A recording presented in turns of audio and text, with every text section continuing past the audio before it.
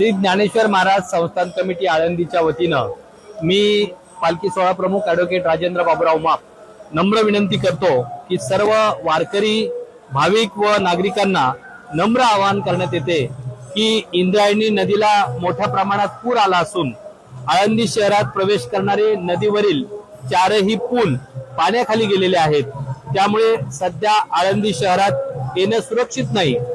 जे वारकरी व भाविक आळंदीच्या दिशेने प्रवास करत आहेत त्यांनी ज्या ठिकाणी आहात त्या ठिकाणी अथवा त्या लगतच्या सुरक्षित ठिकाणी थांबावं। आळंदीमध्ये येण्याचा कुठल्याही प्रकारे प्रयत्न करू नये।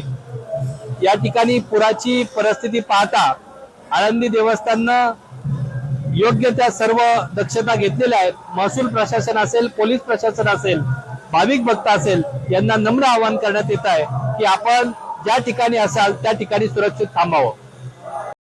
चॅनलला लाईक करा, कमेंट करा आणि हो सबस्क्राइब करायला विसरू नका।